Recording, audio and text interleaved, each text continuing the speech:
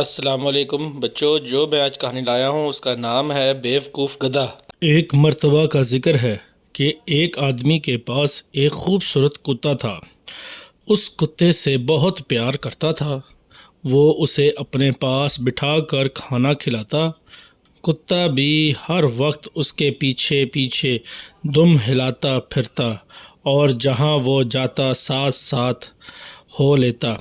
آدمی کے پاس ایک گدھا بھی تھا جو دن بھر بوجھ اٹھاتا اور رات کو اکیلا جگہ پڑا رہتا۔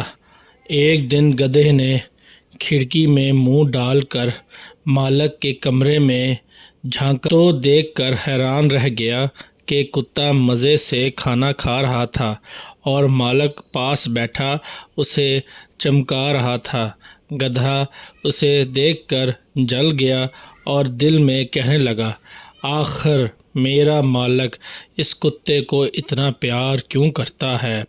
میں دن بھر سخت محنت کرتا ہوں اور کتا صرف دم ہلاتا ادھر ادھر اچھلتا کودتا ہے۔ اس نے سوچا کہ میں بھی کتے کی طرح اچھلنے کودنے اور دم ہلانے لگوں تو مالک مجھے بھی اسی طرح پیار کرے گا۔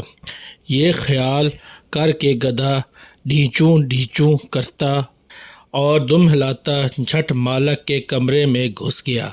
اس نے آسمان کی طرف منہ اٹھایا، دانت نکالے اور ایسی تیزی سے دم ہلائی کہ شیشے اور کانچ کے برتن میز پر سے اور الماری میں سے گر کر ٹکڑے ٹکڑے ہو گئے۔ پھر اس نے اچھل کر اگلا پاؤں مالک کی گود میں رکھ دیے۔ مالک گدھے کی اس احمقانہ حرکت سے حیران و پریشان ہو گیا اور خیال کیا کہ گدھا پاگل ہو گیا۔ زور زور سے چلانے لگا۔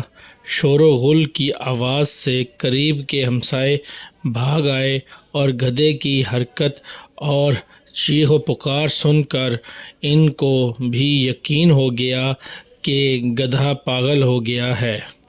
انہوں نے گدھے کو مار مار کر گھر سے نکال دیا۔